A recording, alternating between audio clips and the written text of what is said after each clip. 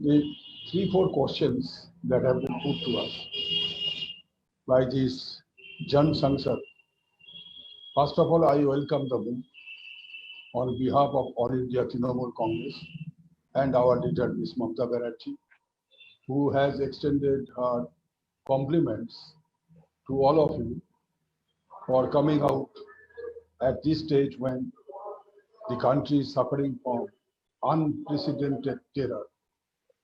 And it is a state-sponsored terror in all walks of life. So, coming back to the subject, my distinguished friend Mr.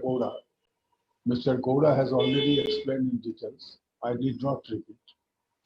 But my feeling was that when the bill came to Parliament, as if the Rajya Sabha, the upper house, was reduced to a Pathshala.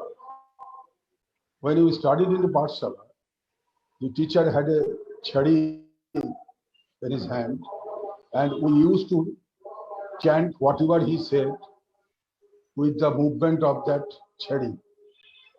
तो संसद में भी ऐसा एक माहौल पैदा किया कि कंठरोध कितना दूर हो सकता है कि अपर हाउस तक इस तरह पहुंच गया, जैसे कि गौड़ा जी ने बताया कि 5 मिनट के अंदर सब कुछ हो गया, चलो छुट्टी। और छुट्टी किसका हुआ? हमारा अन्नदाता का छुट्टी हुआ। इतना बड़ा महत्वपूर्ण कानून वो बनाना चाहते हैं।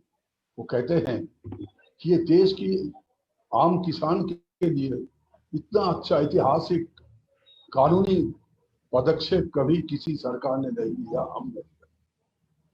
तो अभी वो गिड़गिड़ा रहा है, दूसरे संवैधानिक संस्था का मदद ले रहा है ताकि इस कठिनाई से बच के निकले, नहीं तो 26 जनवरी क्या होता किसी को मालूम नहीं। तो वो दूसरी मुद्दा है, ये हम चाहते हैं कि राज्यसभा में जिस तरह ये कभी भी हिंदुस्तान के इतिहास में नहीं। पार्लियामेंट अभी कोई इंस्टीट्यूशन नहीं रहा। पार्लियामेंट को महत्व को जिस तरह उन्होंने ठुकराया, इसको लिए भी हमें ये जो जन संसद है, आपकी जो आवाज है, वो जमन से बुलंदी तक पहुंचना जरूरी है। दूसरी बात है, सॉरी सर, ये जो बिल आएगा उसका बारे में पत्रकार लोग जब सरकार से पूछा कि आप किस किस से चर्चा किया, मैं सबसे चर्चा की, किसान संगठनों से किया। हाँ, बहुत सारे किसान संगठनों से चर्चा किया, हजारों सेमिनार किया, वेबिनार किया।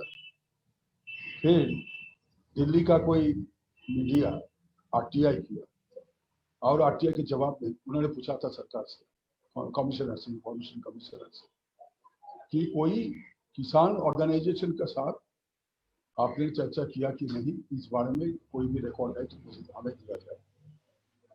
तो बताया गया कि हमारा पास ऐसा कोई रिकॉर्ड है नहीं। इंफॉर्मेशन कमीशन इन राइटिंग जवाब दिया, और हमारे देश की कानून मंत्री और कृषि मंत्री चिल्ला चिल्ला के बोल रहे थे, सबके साथ चर्चा हुआ, किसानों की संस्था से भी चर्चा हुआ। इतना बड़ा बेबुनियाद झूठ सारे हिंदुस्तान को उन्होंने एक दफे नहीं कई दफे बोला। और उनको अगर सरकार किसी से मीटिंग करते है तो उसको रिकॉर्ड बनती है, सब जानते हैं कि उसका मिनट्स बनती है, और इंफॉर्मेशन कमिश्नर बोल रहे हैं कि हमारा पास कोई रिकॉर्ड है।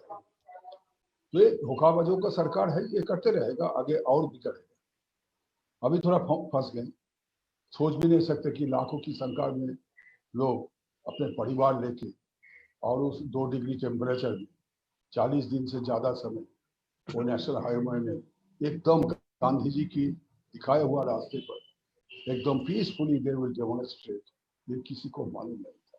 वो सोचा था और एक दूसरा शाहीन बाग बनाया जाएगा, जहां बताया जाएगा जो भी विरोध कर रहे हैं गोली मारो सालों को, केंद्रीय मंत्री बोला था ना शाहीन बाग में।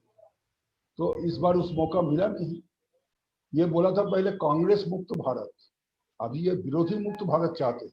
और विरोधी सिर्फ राजनीतिक का नहीं, जैसे पत्रकार लोग हैं, जैसे आप लोग सिविल सोसाइटी का नेतृत्व दे रहे हैं, वकील है, जर्नलिस्ट है, किसी को भी कोई भी अगर थोड़ा सा भी एक शब्द सरकार के खिलाफ बोलेंगे, जैसे रामचंद्र गुह को भी लाठी खाना पड़ा, तो आप लोगों को भी खिलाफ, कुछ पत्रकार लोगों के खिलाफ सिडिशन का चार्ज दिया।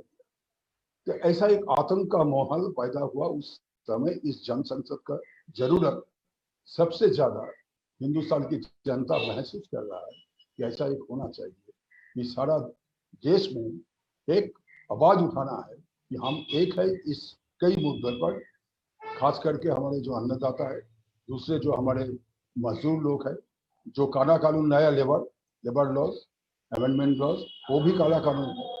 तो इस सब के बारे में इनको चर्चा होना चाहिए।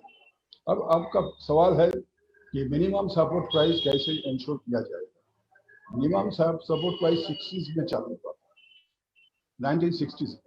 उस समय से आज तक ये कभी भी जिस उद्देश्य के लिए, जिस ऑब्जेक्टिव के लिए किया गया था, ये अभी तक फुलफिल तो हुआ नहीं। यहाँ तक कि पिछले साल प्लानिंग कमीशन का एक वरिष्ठ, अभी तो प्लानिंग कमीशन मर गया, वो क्या नीति आयोग में क्या आया गया, वो फर्जी चित्र बनाते हो लोग वहां बैठ के, this white elephant also must go. तो वहां वो लोग बोल रहे हैं, उनका एक वरिष्ठ सदस्य, कि ये तो ऐलान करते हैं एमएसपी कई डजन फसल के लिए, लेकिन वास्तव में 4-5 से ज्यादा फसल का एमएसपी किसी को नहीं मिलता है। तो एमएसपी में वो जो स्वामीनाथन रिपोर्ट का जो फॉर्मूला है, उसमें भी 2 फॉर्मूला है, तो A2 प्लस ऐसा कुछ है कि ये सब ध्यान से इसको हमको देखना है, इसको अगर डेवलप करना है और भी अच्छा करना है, इसको भी हमको कोशिश जारी रखना चाहिए एमएसपी के लिए। और इसमें राज्य सरकार का भागीदारी कैसे होगा। अभी एग्रीकल्चर प्रशांत भूषण जी आपके साथ अभी है कि नहीं मुझे मालूम नहीं, लेकिन वो हमारे देश की जाने हुए वकील भी है, माने हुए। तो मैं उनसे निवेदन करना चाहता हूँ कि अब थोड़ा हम लोगों को थोड़ा दिशा दिखाइए कि agriculture essential state subject state list में, लेकिन फिर भी ये लोग कर रहे हैं। तो इसमें कोई कानूनी रास्ता है कि नहीं जहाँ स्टेट अपना दवा डाल सकते हैं कि हमारा सब्जेक्ट पर आपका ये जो इंट्रूशन हो रहा है हर समय, इसको थोड़ा बंद करने का तरीका क्या है, इस बारे में आप थोड़ा राय दिखाइए। तीसरी बात यह है कि मैं संक्षेप में बोलना चाहता हूँ, क्योंकि मुझे भी और कहीं जाना है, आप लोगों को भी समय का पाबंद है। तो मैं आप सबसे यही निवेदन करना चाहता हूँ कि जिस तरह आपने आज फिर कई सालों के बाद एक साथ होके हम देश की जनता को भरोसा देने के लिए ये जो कदम सूची लिया, हमारे party Trinamool Congress wholeheartedly इसको सपोर्ट करते हैं।